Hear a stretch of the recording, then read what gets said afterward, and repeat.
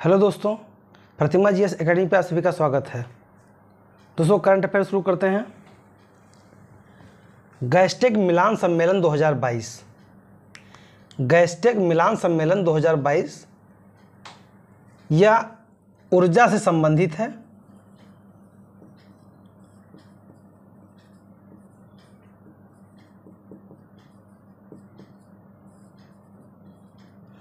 इसका सम्मेलन इटली के मिलान शहर में किया गया है। कहाँ किया गया है? इटली के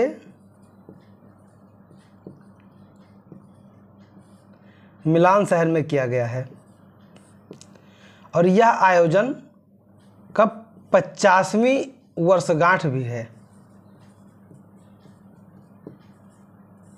यानी 50 साल हो गए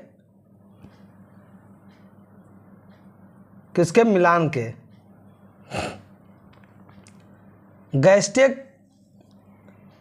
कम कार्बन उत्सर्जन वाले ईंधन एलएनजी लिक्विड नेचुरल गैस पर केंद्रित है और यह दुनिया का सबसे इस पर केंद्रित एलएनजी पर केंद्रित दुनिया का सबसे बड़ा सम्मेलन है। दुनिया का सबसे बड़ा सम्मेलन है।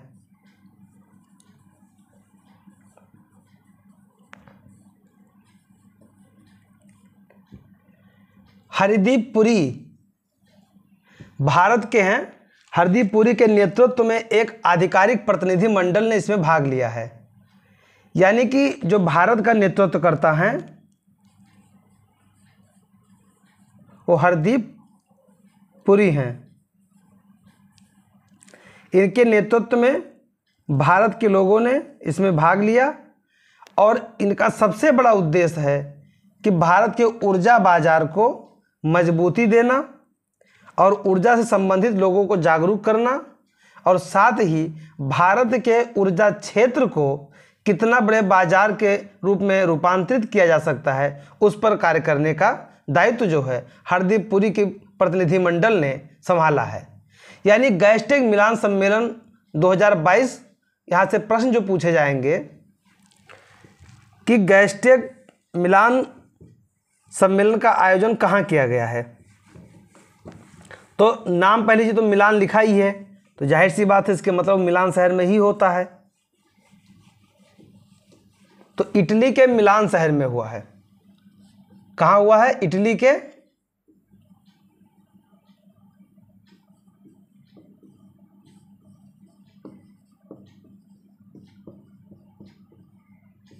मिलान शहर में। और यह जो आयोजन है ये कौन सा वर्षगांठ मनाया जा रहा है? तो 50वां वर्षगांठ मना रहा है। 50वां वर्षगांठ मना रहा है। ये किस पर केंद्रित है? जो गैस्टेक मिलान सम्मेलन है ये किस पर केंद्रित है? तो यह केंद्रित है एलएनजी यानी लिक्विड नेचुरल गैस पे केंद्रित है। और इसका मकसद क्या है? मकसद है कम कार्बन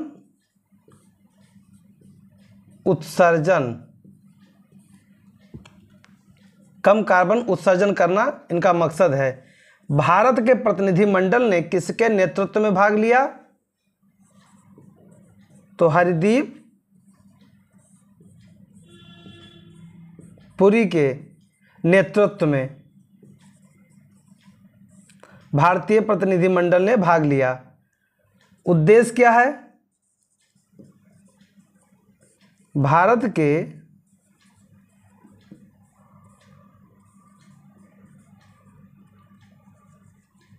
भारत के ऊर्जा बाजार को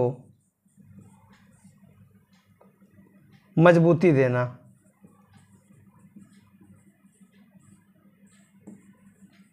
तो कितने? 1 2 3 4 5 6 प्रश्न बन सकते हैं। एक प्रश्न घुमा के ऐसा पूछ सकता है कि हाल ही में गैस्टेक मिलान सम्मेलन का आयोजन हुआ। मिलान किस शहर में है, किस देश में है? तो ध्यान रहे कि मिलान जो शहर जो है वो इटली का है, इटली का एक शहर है मिलान। तो ये प्रश्न घुमा करके पूछ सकता है। लिक्विड नेचुरल गैस जो है इस पर केंद्रित है। ये 2 पॉइंटें महत्वपूर्ण हैं। अगला पॉइंट है, छत्तीसगढ़ में 3 नए जिले।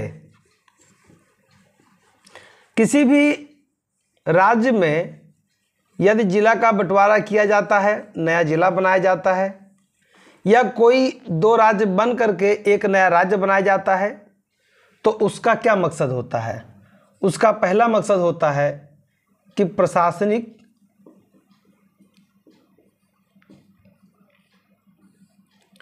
और दूसरा होता है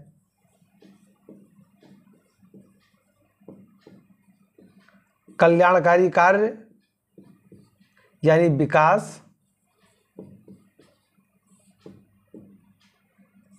और इसमें शिक्षा पद्धति शामिल होती है। यानी कि जो छत्तीसगढ़ में 3 नए जिले बनाए गए हैं,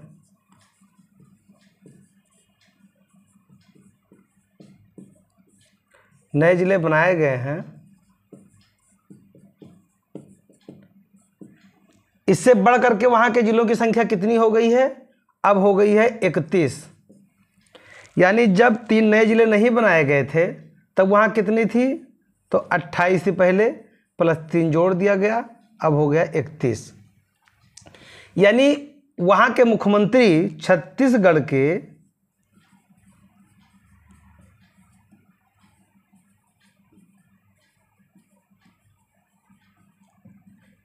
मुख्यमंत्री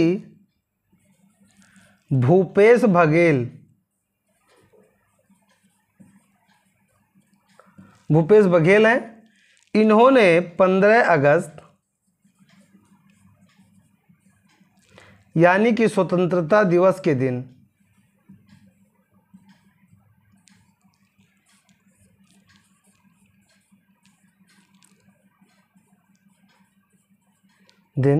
नए जिले बनाने की घोषणा कर दिया था। और उन्होंने बात बताई थी कि प्रशासनिक रूप से और वहाँ के विकास को ध्यान में रख करके ऐसा कार्य किया गया है। अब जो भी हो, माना जाता है कि अगर छोटे राज्य और छोटे जिले होते हैं तो विकास करने का दायित्व तो जितना सरकार का होता है, वहाँ की प्रोबेबिलिटी उससे 2 या 3 गुना बढ़ जाती है विकास होने का। संभव भी है कि अगर एरिया छोटा रहेगा तो विकास ज़्यादा होगा, लेकिन इसका यह मतलब नहीं है कि अगर ये ज़िला नहीं बनाया गया होता तो प्रशासनिक रूप से जो कार्य हो रहे थे वहाँ पे कार्य बाधित हो रहा था। इच्छा शक्ति की आवश्यकता होती है। दोनों पहलू होते हैं, किसी एक कार्य के निगेटिव पहलू और पॉजिटिव पहलू दोनों होते हैं। अब देखा यह जाता है कि किसी कार्य को करने में ज़्यादा निगेटिव है या ज़्यादा पॉजिटिव है, तो छोटे कार्य यानी छोटे जिला छोटे राज्य बनाने में ज़्यादा पॉजिटिविटी ही होती है। अब दोनों जो कि इम्पैक्ट होते हैं, लेकिन फिर भी ज़्यादा जिधर होता है पड़ रहा उसी को आधार दिया जाता है। तो छत्तीसगढ़ में बनाए गए हैं 3 नए जिले, और 3 नए जिले बनाए जाने के बाद में उसकी जनसंख्या बढ़ करके जिलों की संख्या बढ़ करके अब 31 हो गई है, जो कि पहले 28 थी। छत्तीसगढ़ में 3 नए जिले बनाए गए, जिलों की संख्या 28 से बढ़ करके 31 हो गई है। छत्तीसगढ़ के मुख्यमंत्री हैं भूपेश बघेल। स्वतंत्रता दिवस के अवसर पर नए जिलों की शुभारंभ किया गया था। अब यहाँ से प्रश्न कैसे पूछे जाएंगे कि हाल ही में छत्तीसगढ़ में 3 नए जिले बनाए गए, जिलों की संख्या बढ़ करके कितनी हो गई है? तो पहले 28 थी, 3 बढ़ा दिया गया तो हो गई 31। ये भी पूछ सकता है कि छत्तीसगढ़ के मुख्यमंत्री कौन हैं, छत्तीसगढ़ के चीफ मिनिस्टर कौन हैं? भूपेश बघेल, भूपेश बघेल हैं। ये भी पूछ सकता है कि जो वहाँ पे जिले बनाए गए हैं उसके आधार क्या हैं? तो प्रशासनिक एवं कल्याणकारी कार्य,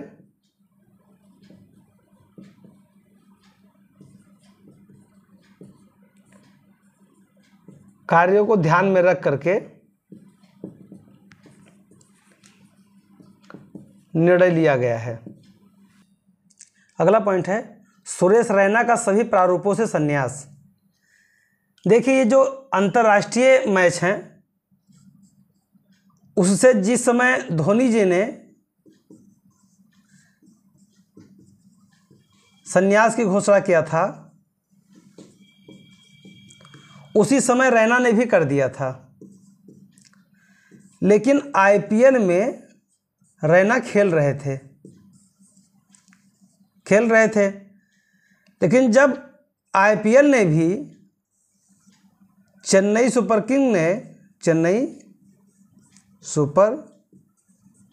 किंग्स इन्होंने रैना को नहीं लिया, तब रैना ने भी हाल ही में सभी प्रारूपों से संन्यास ले लिया। देखिए रैना और धोनी एक अच्छे मित्र हैं। इन्होंने तब तक खेलने का लक्ष्य रखा था जब तक धोनी रहेंगे, लेकिन जब धोनी ने सभी प्रारूप से संन्यास ले लिया तो संन्यास तो इन्होंने भी अंतर्राष्ट्रीय मैचों से ले लिया, लेकिन घरेलू मैच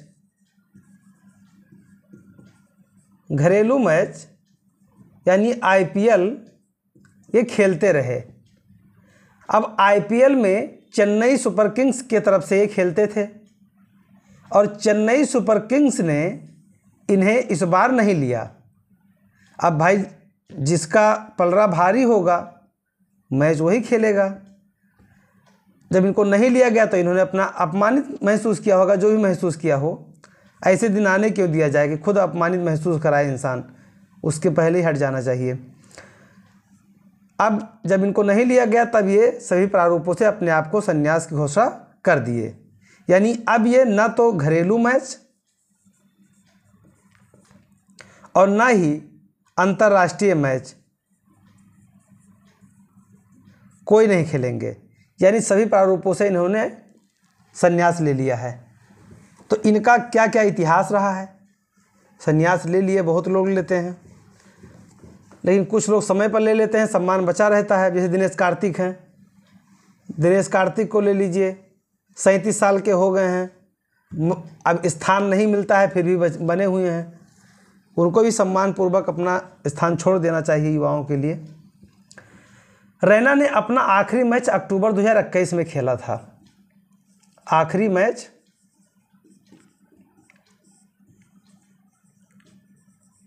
अक्टूबर 2021 में खेला था,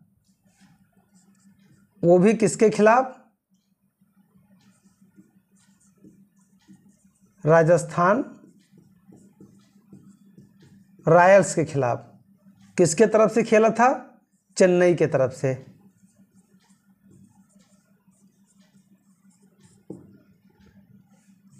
अबू धाबी में हुआ था मैच। अबू धाबी में यानी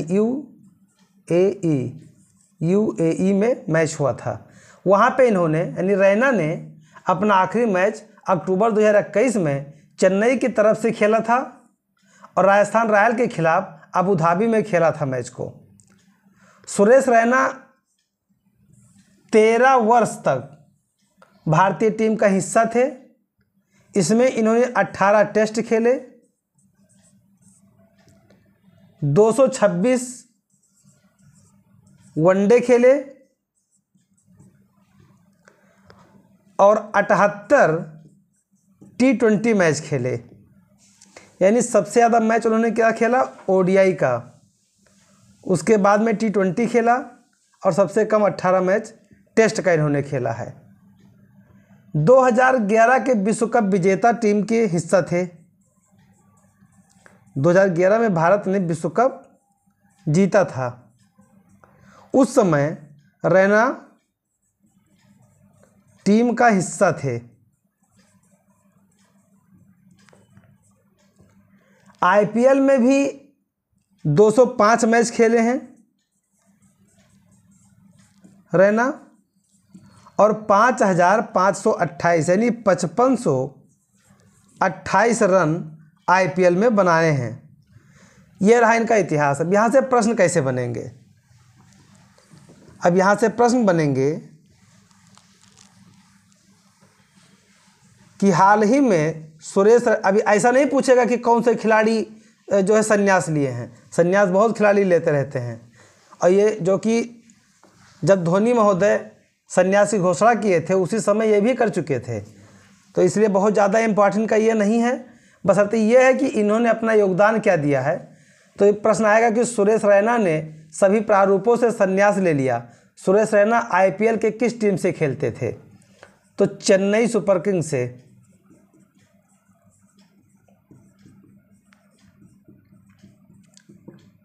चेन्नई सुपर किंग्स के साथ वो खेलते थे।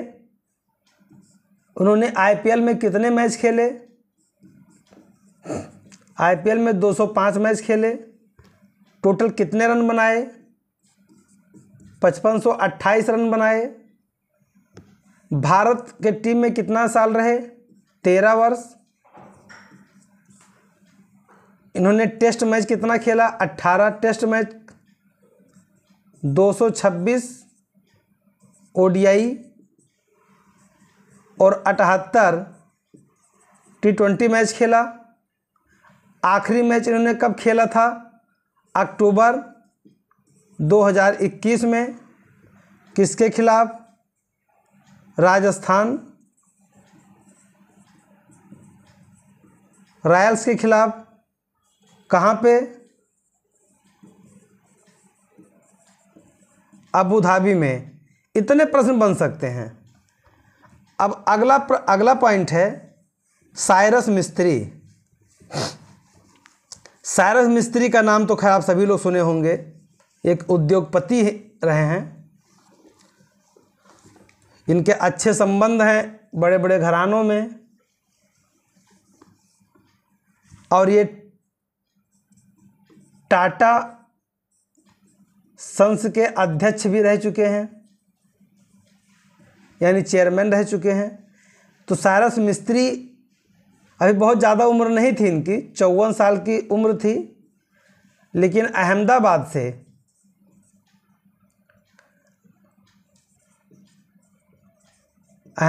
से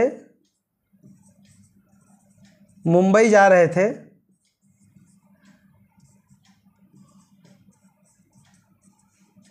अपनी मर्सिडीज गाड़ी से जा रहे थे और वहीं पे इनका एक्सीडेंट हो गया और ये स्वर्गवासी हो गए। यानी कि उद्योगपति एवं पूर्व चेयरमैन टाटा सन्स साइरस मिस्त्री का महाराष्ट्र के पालघर जिले में एक सड़क दुर्घटना में इनकी मृत्यु हो गई, इनका निधन हो गया। मिस्त्री 54 वर्ष के थे। अपनी मर्सिडीज कार से अहमदाबाद से मुंबई जा रहे थे। मिस्त्री टाटा समूह के 6ठे सबसे युवा चेयरमैन थे। देखिए, टाटा समूह के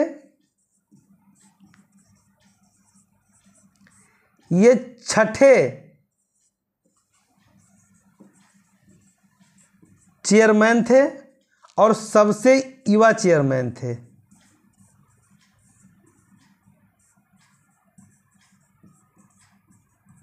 सबसे युवा चेयरमैन थे। 2012 में जब रतन टाटा रिटायर हुए, रतन टाटा, तब इनको चेयरमैन बनाया गया था। चेयरमैन बनाया गया था 2012 में। और ये भी ध्यान रहे कि साइरस मिस्त्री भारतीय नागरिक नहीं थे। साइरस मिस्त्री आयरिश नागरिक थे, क्योंकि इन्होंने आयरलैंड की नागरिकता ले रखी थी। तो यहाँ से प्रश्न कैसे बनेंगे?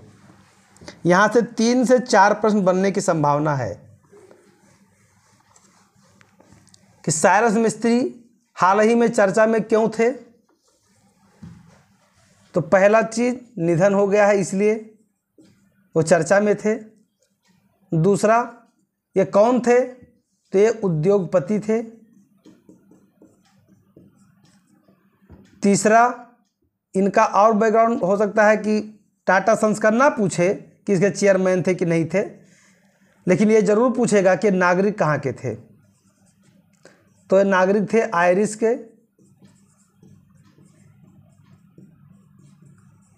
ये पूछ सकता है कि ये टाटा सन्स के चेयरमैन कब बने थे? 2012 में रतन टाटा के बाद। किस नंबर के बने थे? तो ये 6ठे नंबर के। सबसे युवा चेयरमैन बने थे। इनके जो रिलेशन हैं रतन टाटा के परिवार में हैं। रतन टाटा के जो भाई हैं वो साइरस मिस्त्री के बहनोई हैं। मतलब उद्योगपति है तो जाहिर सी बात है संबंध भी उद्योगपति के घराने में ही होंगे। अगला पॉइंट है राजपथ का नाम कर्तव्य पथ।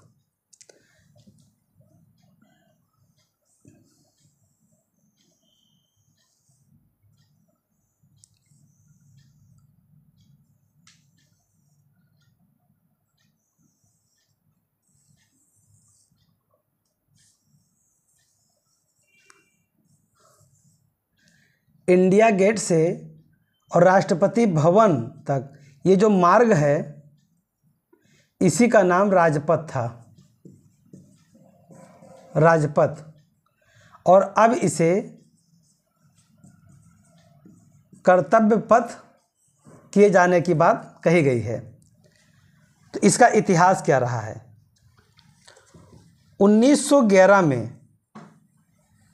1911 में दिल्ली दरबार लगा था और उस समय हमारा देश गुलाम था। राजधानी कलकत्ता थी। राजधानी कलकत्ता थी और दिल्ली दरबार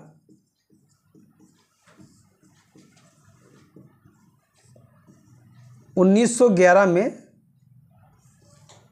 लगा था, जहां पर मुख्य अतिथि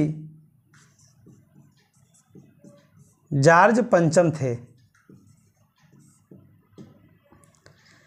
जॉर्ज पंचम जब भारत आए तो इनका स्वागत किया गया और स्वागत के रूप में और इनके सम्मान में एक मार्ग, जिस मार्ग पर इनका जहाँ पे स्वागत किया गया था उस मार्ग के पास में उसका नाम रख दिया गया किंग्स बे। यानी किंग्स बे नाम रख करके उस मार्ग को सम्मानित किया गया इनके नाम से। और वहीं पे जहाँ पे इंडिया गेट है वहीं पे एक मूर्ति बनाई गई थी, लगाई गई थी। उस मूर्ति को जो थी जॉर्ज पंचम की थी। जॉर्ज पंचम की एक मूर्ति भी लगाई गई थी। कुछ समय के पश्चात किंग्स बे का नाम बदल करके उसका नाम रख दिया गया राजपथ। राजपथ भी, इसमें राजवंश की गंध आती है। देर से ही सही लेकिन चलिए चेता तो गया है। इसे हटाने के लिए कर्तव्य पथ बेहतर नाम है, क्योंकि लोकतंत्र में लोग अपना कर्तव्य निभाते हैं, राज करने नहीं जाते हैं। वो अलग बात है कि रियल में राज ही करते हैं। अब यहाँ पे नाम रखा जाएगा कर्तव्य पथ। और जो जॉर्ज पंचम की मूर्ति थी उसके स्थान पर सुभाष चंद्र बोस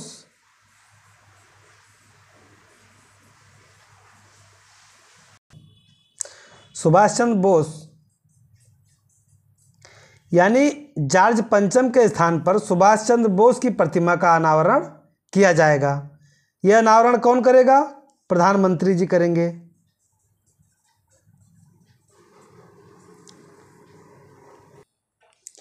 उन्नीस सौ 11 में जब जॉर्ज पंचम का स्वागत किया जा रहा था, उस समय सुभाष चंद्र बोस ने भी इनका विरोध किया था। धीरे धीरे बहुत बड़े स्वतंत्रता सेनानी बन गए। अब यहाँ से प्रश्न कैसे पूछे जाएंगे? प्रश्न पूछे जा सकते हैं। हो सकता है कि एक प्रश्न तो सीधा पूछा जाए कि राजपथ का नया नाम क्या होगा। तो राजपथ का नया नाम कर्तव्य पथ है। राजपथ का पुराना नाम क्या था? किंग्स वे। किसके सम्मान में रखा गया था? जॉर्ज पंचम। कब रखा गया था? 1911 में। क्यों? दिल्ली दरबार। यहाँ से प्रश्न बन सकता है कि दिल्ली दरबार 1911 में स्वागत किया गया था किसका? जॉर्ज पंचम का। और यहीं से जॉर्ज पंचम ने बंगाल विभाजन को रद्द किया था। विभाजन को रद्द किया था और राजधानी कोलकाता से दिल्ली लाने की बात की थी।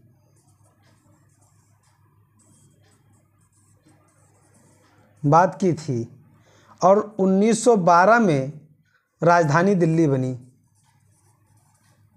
11 में इन्होंने घोषित किया था और 12 में दिल्ली राजधानी बनी थी। अगला प्रश्न ये हो सकता है कि इंडिया गेट के सामने से कर्तव्य पथ रखा गया है। सेंट्रल विस्टा पुनर्विकास परियोजना के तहत ये किया जा रहा है। सेंट्रल विस्टा, अभी जो नया संसद बनाया जा रहा है, सेंट्रल विस्टा, वही एक परियोजना है। सेंट्रल विस्टा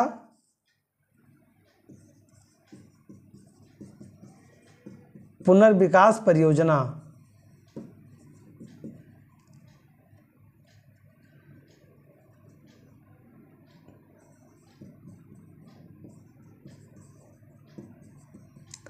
पुनर्विकास परियोजना के तहत ये किया जा रहा है। अभी नया संसद भवन बन चुका है लगभग, तो ये इसी प्रोजेक्ट का हिस्सा है। इंडिया गेट पर सुभाष चंद्र बोस की प्रतिमा का अनावरण किया जाएगा। वहाँ पे पहले जॉर्ज पंचम की प्रतिमा हुआ करती थी, अनावरण करेंगे प्रधानमंत्री जी। 1911 में मार्ग का नाम किंग्सवे रखा गया था, बाद में राजपथ रखा गया और अब जो है कर्तव्य पथ कर दिया गया है। तो यहाँ पे मूर्ति के बारे में पूछ सकते हैं कि हाल ही में इंडिया गेट के पास में सुभाष चंद्र बोस की प्रतिमा का अनावरण प्रधानमंत्री द्वारा किया जाएगा। इसके पहले वहाँ पे किसका प्रतिमा था? तो जॉर्ज पंचम का इसके पहले था। अगला पॉइंट है प्रधानमंत्री श्री योजना। प्रधानमंत्री श्री योजना स्कूल से संबंधित है। प्रधानमंत्री श्री योजना स्कूल से संबंधित है। इसका मतलब है प्रधानमंत्री स्कूल फॉर राइजिंग इंडिया नामक नई पहल की घोषणा किया गया है। और यह नई शिक्षा नीति की एक प्रयोगशाला का कार्य करेगी। केंद्र प्रायोजित ये योजना है और न्यू एजुकेशन पॉलिसी यानी नई शिक्षा नीति 2020 में लाई गई थी। यहाँ से प्रश्न सीधा इतना पूछा जाएगा कि प्रधानमंत्री पीएम श्री योजना किससे संबंधित है? तो यह स्कूल से संबंधित है, यानी स्कूलों का नवीनीकरण किया जाएगा स्कूलों में शिक्षा व्यवस्था जो है